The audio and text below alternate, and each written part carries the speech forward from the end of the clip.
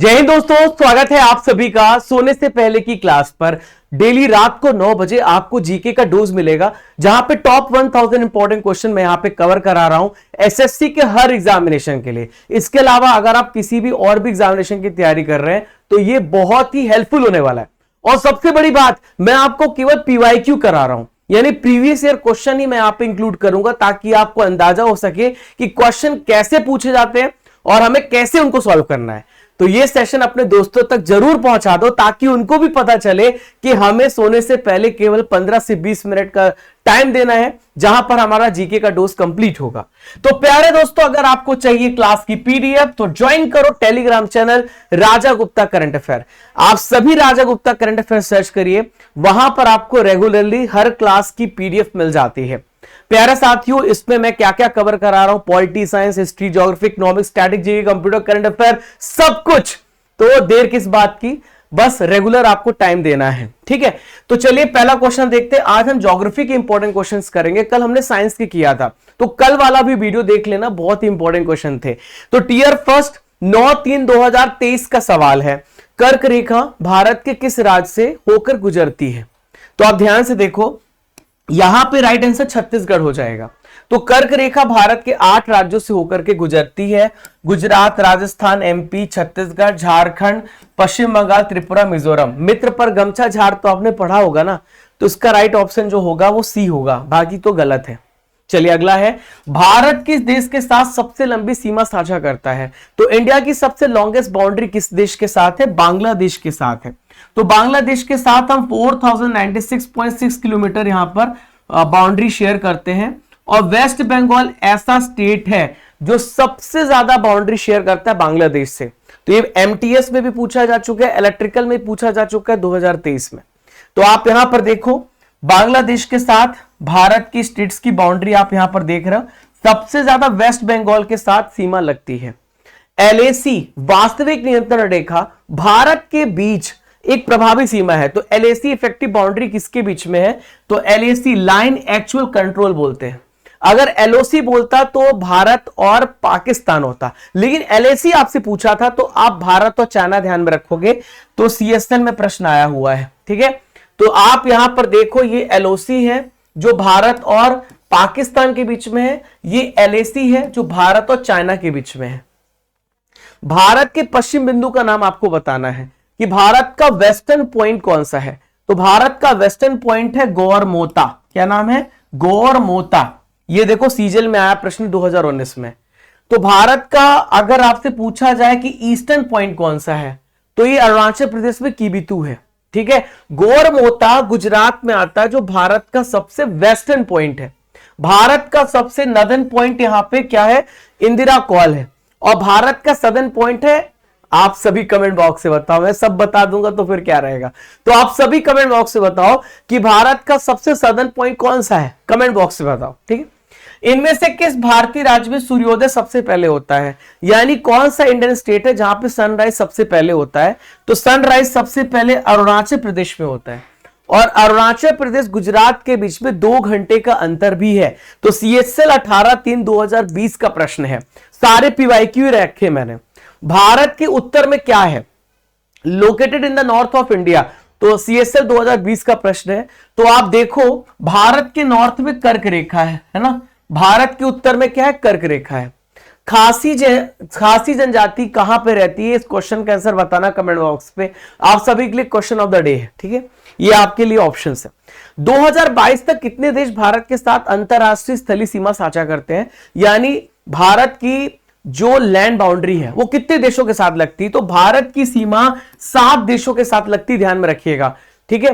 तो आप ये कौन कौन से देश है जरा देखो आप। Pakistan, second Afghanistan, third China, fourth Nepal, fifth Bhutan, 6 Bangladesh, 7th Myanmar. तो 7 देशों के साथ हमारी लैंड बाउंड्री है। और ये 15,200 किलोमीटर की लैंड बाउंड्री है हमारी, ठीक है। बात समझ में आई? और अगर आपसे पूछा जाए कि 6100 किलोमीटर जो है वो हमारी कोस्टल लेंथ है, लेकिन जब अंडमान निकोबार को मिला देंगे तो 7516 किलोमीटर हो जाती है। प्यारे दोस्तों, मैं केवल आपका जीके का टीचर नहीं हूं, मैं आपका करंट अफेयर्स का भी टीचर हूं। तो रोज सुबह 6:45 पर आपको मेरे साथ करंट का झटका लगेगा। और भारत के हर एग्जामिनेशन के लिए आज मैंने पढ़ाया भी है। तो आप सभी बैंकिंग, एसएससी, रेलवे, किसी भी एग्जाम की तैयारी कर रहे हैं तो रोज मेरे साथ जुड़िए आप। इसके अलावा बर्निंग इश्यूज पे डिस्कशन करूंगा।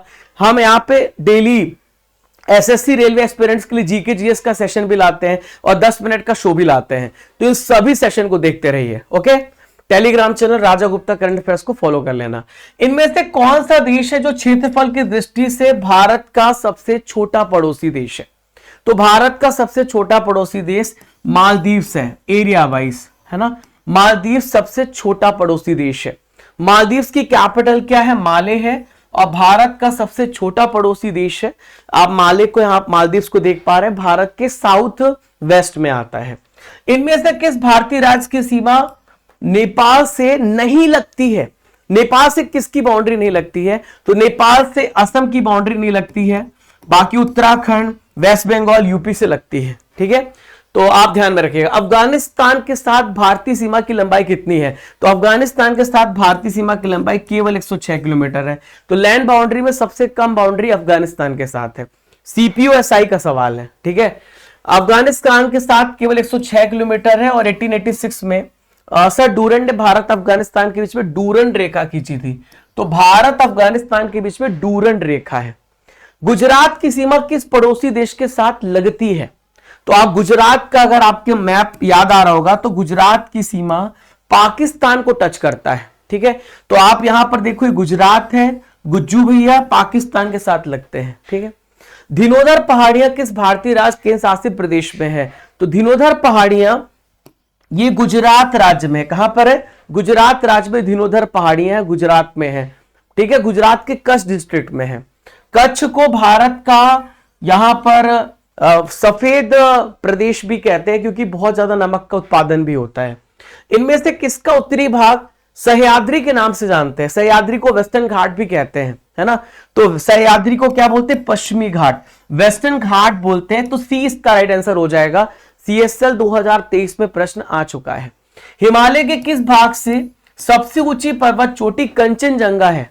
तो कंचनजंगा कहां पे लोकेटेड है? तो कंचनजंगा दार्जिलिंग और सिक्किम हिमालय में आपको देखने को मिलेगी। ठीक है, तो ये कहां पर है? ए इसका राइट है। CGL 2023 में प्रश्न आया है। इनमें से कौन सी पहाड़ियां पश्चिमी घाट का हिस्सा है? तो पश्चिमी घाट में, वेस्टर्न घाट में कौन सा आपको हिस्सा देखने को मिलेगा? तो ये अन्नामलाई की पहाड़ी है। क्या है? अन्नामलाई की पहाड़ियां है। ठीक है, तो अगर आप यहां पर देखिए, ये अन्नामलाई पहाड़ी आपको केरला में देखने को मिलेगी। और इसकी सबसे ऊंची चोटी अनाईमुडी है। ठीक है, अनाईमुडी दक्षिण भारत की सबसे ऊंची चोटी है। ठीक है, क्लियर है। और इसकी ऊंचाई कितनी है? 2695 मीटर। ध्यान में रखिएगा, ये अनाईमुडी सबसे ऊंची चोटी है। शिवराय पहाड़ियां भारत के किस राज्य में है? तो शिवराय पहाड़ियां आपसे पूछा जा रहा है। तो शिवराय पहाड़ियां कहां पर है? तमिलनाडु में है। कहां पर है? तमिलनाडु में है।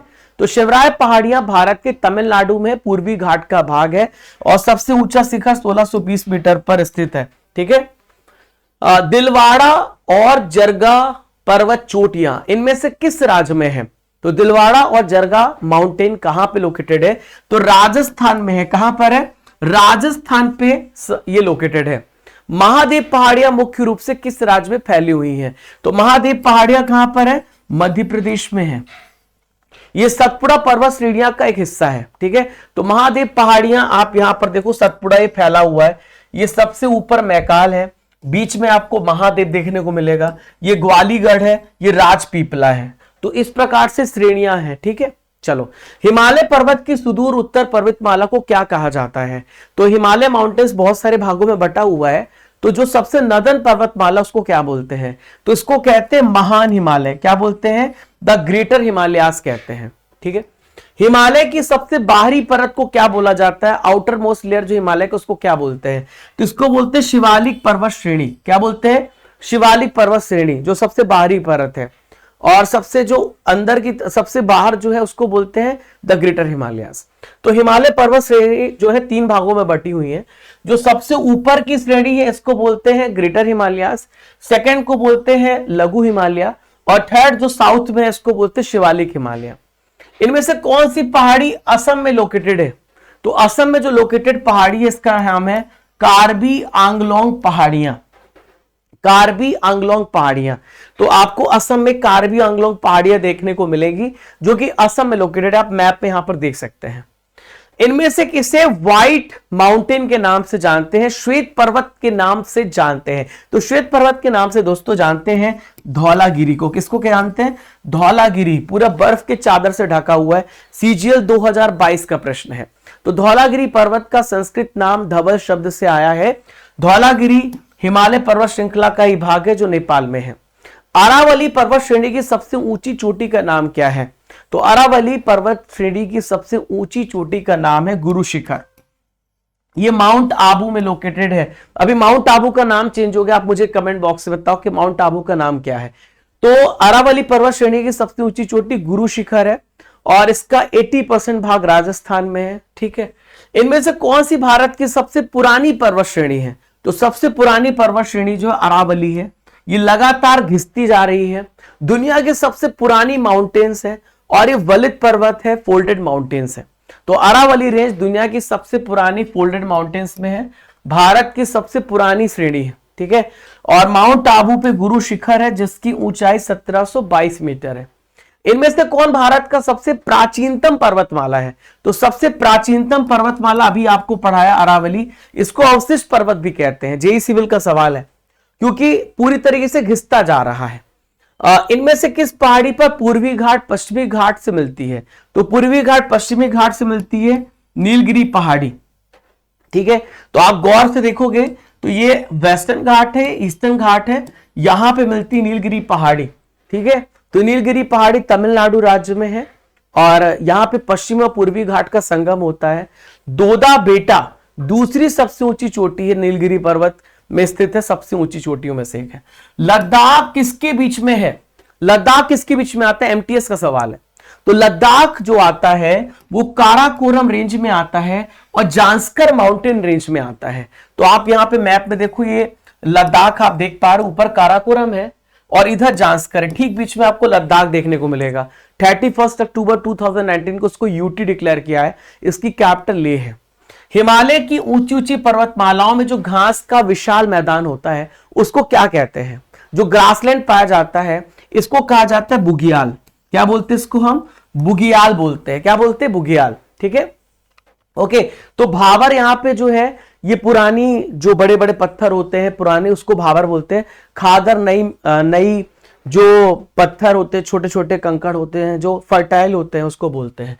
तो उत्तराखंड के गढ़वाल हिमालय में हिम शिखरों की जो टिम्बर रेखा है, जहां पे पेड़ों की पत्तियां समाप्त हो जाती हैं और वहां पर मैदान पाए जाते हैं, इसको बुगियाल कहते हैं। यहां पर आप देखे होंगे। ठीक है। नर्मदा और ताप्ती नदियों के बीच में कौन सी पर्वत श्रेणियां स्थित है? तो नर्मदा और ताप्ती नदी इस प्रकार से बहती हैं, इसके बीच में आपको सतपुड़ा पर्वत श्रेणी देखने को मिलेगी। कौन सी? सतपुड़ा। तो सतपुड़ा पर्वत श्रेणी आप यहां पर देख सकते हैं, नर्मदा और ताप्ती के ठीक बीच में है। ठीक है। इसको 7 फोर्ट्स भी कहा जाता है। अराकानयोमा हिमालय पर्वत की श्रेणी है, कहां पे लोकेटेड है? तो अराकानयोमा कहां पे लोकेटेड है? म्यांमार में। कहां पर? म्यांमार में। जेई सिविल 27/1/2018 का प्रश्न है। तो अराकानयोमा ये आप देख पा रहे हैं ईस्टर्न भाग है हिमालय का, म्यांमार में लोकेटेड है। भारत और म्यांमार का यहां पे सीमा निर्धारण करता है। ठीक है। आज का आखिरी क्वेश्चन जिसका आंसर आप सभी को कमेंट बॉक्स पे देना है, इनमें से कौन सा पर्वत भारत में लद्दाख की सियाचिन क्षेत्र के पास लोकेटेड है? आप सभी को कमेंट बॉक्स पे आंसर देना है। ये आपके लिए क्वेश्चन ऑफ द डे है, तो आप सभी बताइएगा। एक और क्वेश्चन है, Tata iron steel company TISCO ने स्टील का उत्पादन कब शुरू किया था? आप सभी को बताना है। तो कैसा लगा आप सभी को बताइएगा कमेंट बॉक्स पे। ये सोने से पहले वाली क्लास डेली रात को 9 बजे जीके का डोज मिलेगा और हर सब्जेक्ट यहां पे कवर होंगे और ये 15-20 मिनट की डेली क्लास होगी, 10 मिनट 15 मिनट की। आपको डेली सेशन फॉलो करना है। सेशन पसंद आया हो तो अपने दोस्तों को पहुंचाइएगा और अपना फीडबैक जरूर दीजिएगा कि कैसा लगा आप सभी को क्लास। तो प्यारे साथियों, सुबह 7 बजे आपको 6:45 पर आपको मेरे साथ करंट अफेयर्स के साथ जुड़ना है। मैं आपका करंट अफेयर्स का भी टीचर हूं। और इसके बाद आप देखो यहां पर जो एक और इंपॉर्टेंट सेशन होता है वो भी मैं आपको बता दूं कि बर्निंग सेशन भी मैं आपका लूंगा, आपका जीके सेशन भी लूंगा, 10 मिनट सेशन भी लूंगा। तो रेगुलर आप इसे फॉलो करते रहिए। मिलते हैं साथियों, तब तक के लिए आप सभी को जय हिंद, जय भारत। कल भी इंतजार रहेगा। आप किस राज्य से हो और किस एग्जाम की तैयारी कर रहे हो, सभी कमेंट बॉक्स पे बताना, तो आप लोगों से बातचीत भी हो जाएगी। सबका मैं कमेंट भी पढ़ूंगा और best comment of the day भी पिक करूंगा। तो सभी अपना रिप्लाई कीजिएगा। बहुत सारी चर्चाएं होंगी मेरे छोटे भाई बहनों से, तो आप सभी कमेंट बॉक्स पे अपना फीडबैक देना। जय हिंद, जय भारत। जब तक तोड़ेंगे नहीं तो तब तक छोड़ेंगे नहीं, लगातार मेहनत करेंगे। जय हिंद, जय भारत। खुश रहिए, मुस्कुराते रहिए।